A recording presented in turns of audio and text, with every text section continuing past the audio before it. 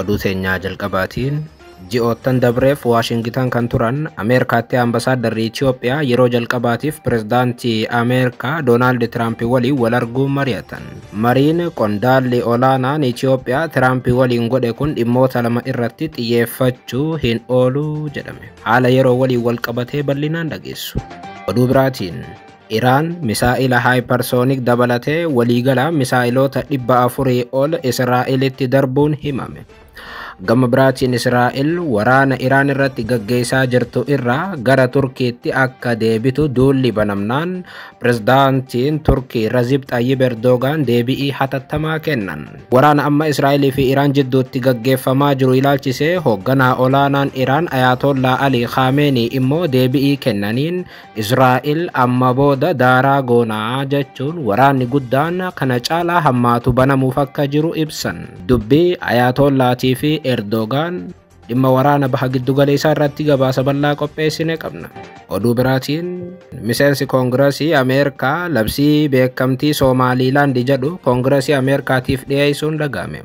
Itoophiyaa irraa beekamtii argachuuf bara 2024 Itoophiyaa waliigaltee mallatteessitee kan turte Somaaliilaand amma beekamtii hawwite argachuuf qarqara geessetti gabaasa guutuu dhageessu akkam jirtu daawwattootaaf hordoftootaan olee Global Media. Oduuf odeeffannoo keenya guyyaa irraa tokko jennee jalqabneeti jirra. Odeeffannoo keenya ijoo isaa amma dhageessan guutuu isaa isin biraan geenya.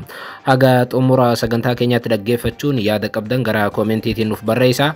Viidiyoon keenya namoota hedduu biraa akka dhaqqabuuf immoo like, share, subscribe godhuun dagatinaa isiniin jenna. Kallattumaan gara gabaasa bal'aattiin isin qajeelcha.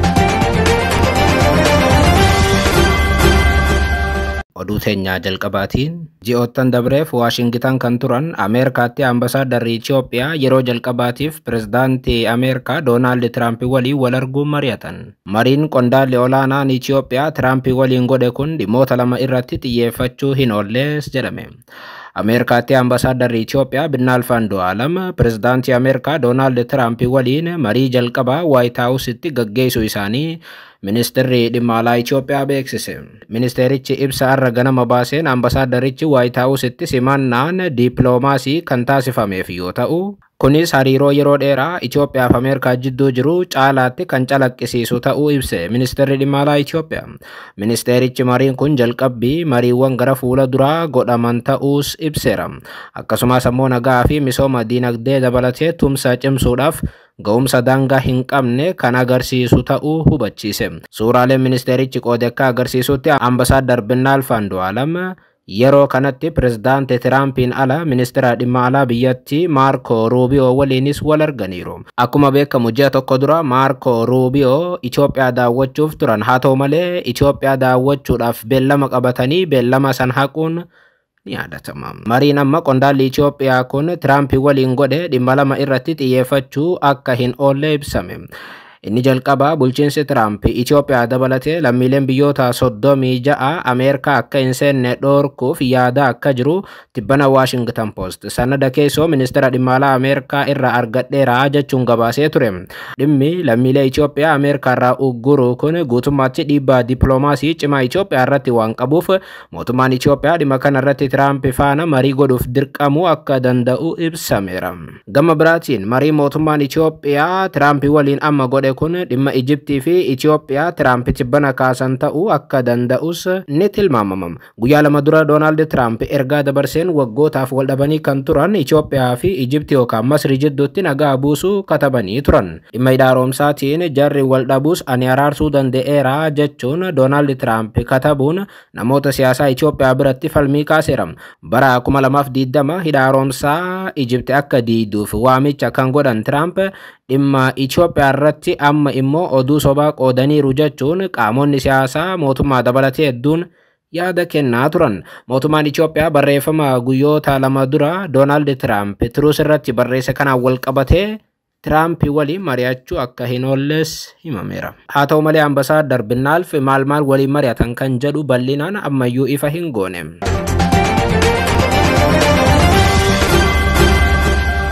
Oduu biraatiin Iraan misaa'ila hypersoonikii dabalatee waliigala misaa'iloota 400 ol Israa'elitti darbuun himame. Gama biraatiin Israa'el waraana Iraan irratti gaggeessaa jirtu irraa gara Turkiitti akka deebitu duulli banamnaan pirezidaantiin Turkii Recep Tayyip Erdogan deebii hatattamaa kennan. Waraana amma Israa'elii fi Iraan jidduu jiru ilaalchisee hoogganaa olaanaan Iraan Ayatollah Ali Khamenei immoo Israa'el amma booda daaraa goonaa jechuun dhaadatan. Haaluma kanaan waraanni guyyaa ja'a dura Israa'elii fi Iraan jidduutti baname ammas jabaatee itti fufeera. Lola kanaan biyyoota lamaan irraa miidhaa olaanaan dhaqqabaa jiraas jedhame. Gabaasa haaroo arra baheen immoo erga Israa'el jimmata darbe haleellaa Iraan irratti bantee as Iraan gama isiitiin deebii kennuuf misaa'ilota 400 olii fi dirooniiwwan 100 lakkaa'aman gara Israa'elitti furgugisuu ishee waajjirri muummicha ministeeraa Israa'el beeksiseera.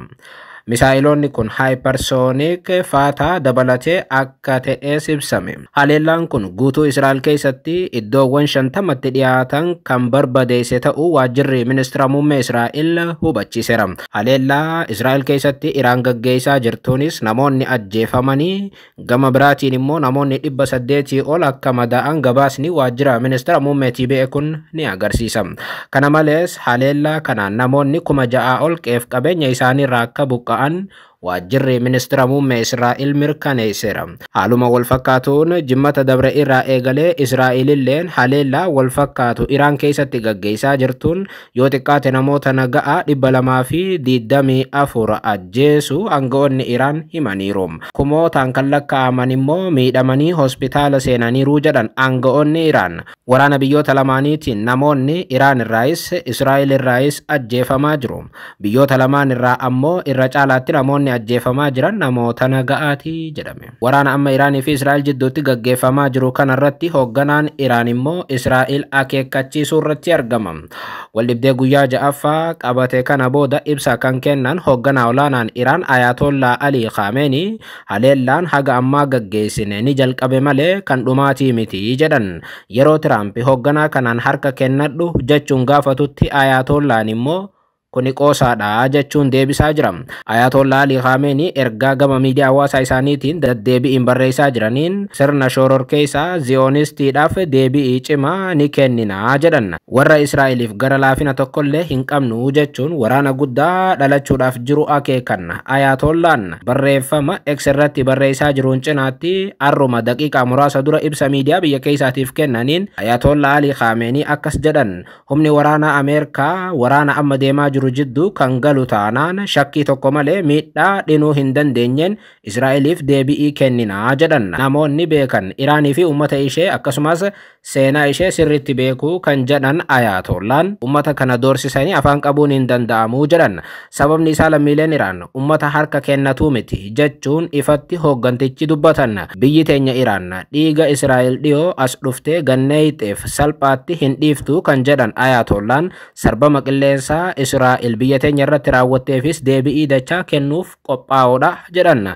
Gama biraatiin humni hidhate kan Iraan biyya ittisuudhaaf qophii guutuu akka qabuu fi mootummaan deeggarsa guutuu taasisaa akka jiru siman. Iraan mootummaan Israa'el naannoo qilleensa ishee sarbe hin dhiiftu abadan dhiifamaas hin gootuu jedhan. Iraan akkuma nagaaf dhaabbattu lola irratti banamee duraas ni dhaabbatti jedhan. Biyyi teenya eenyuufuu hin bitamtus jechuun akeekkachiisan. Ayatollah Ali Khamenei haasawaa arra taasisaniin guutummaatti Israa'el balaa jala akka jirtu ibsuun ganaa qoricha isaanii akka qotaniif dubbatan. Gama biraatiin waraanni Iraanii fi Israa'el kun gama waraana Israa'elii fi Turkiitti geeddaramaa jiraachuun sodaa uume.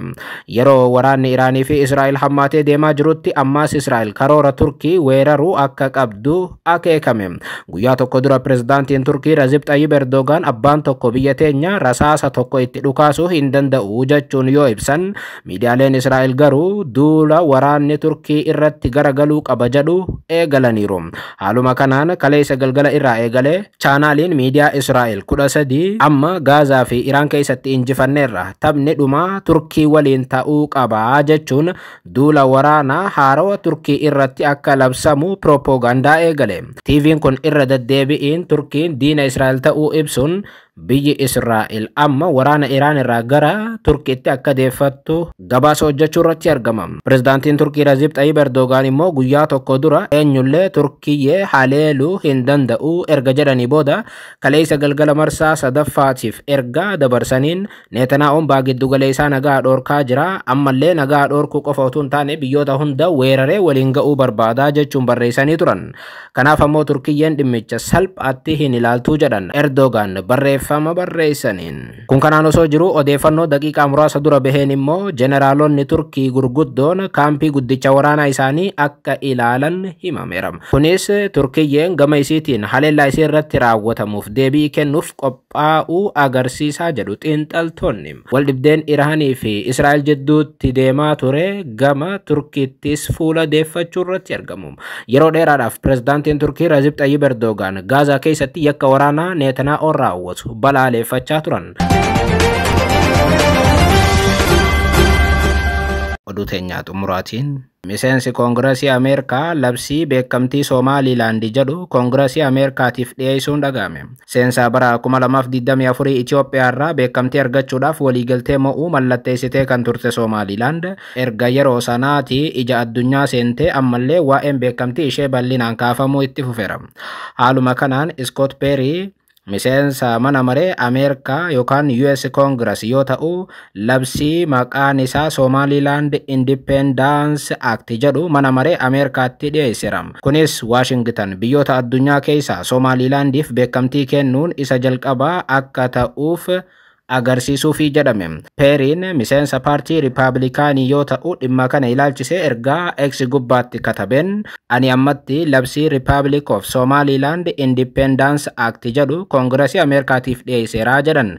Kunis Somaliland akka biyya walabaa taateetti akka beekamtuuf yaadeeti jedhan. Waggoota 30 oliif Somaliland bulchiinsa dimokiraatawaa nageenyaa fi dabrees Ameerikaa waliin walitti dhufeenya biyya qabdu ta'uu dhugaan agarsiisaa turteettis jedhan.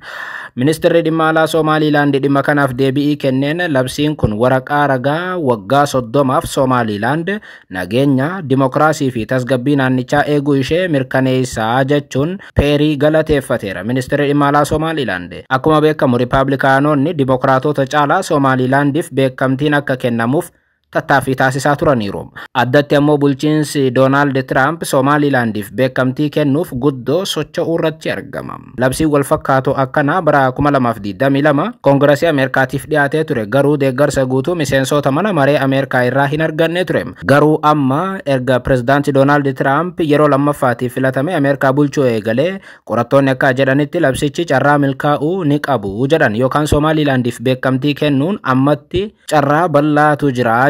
Namoonni siyaasaa dhimmicha qoratan waldorgommii Ameerikaa fi Chaayinaa siyaasa naannoo gaanfa Afrikaa keessatti gaggeessaa jiran kaasuun carraan Somaliland biyya ta'uudhaaf qabdu guddaa akka ta'e ibsaniiru. Sababni Ameerikaan ammatti Somaliland deeggartuuf keessaa tokko Chaayinaa naannoo kanarraa ittisuuf akka ta'es ni himama.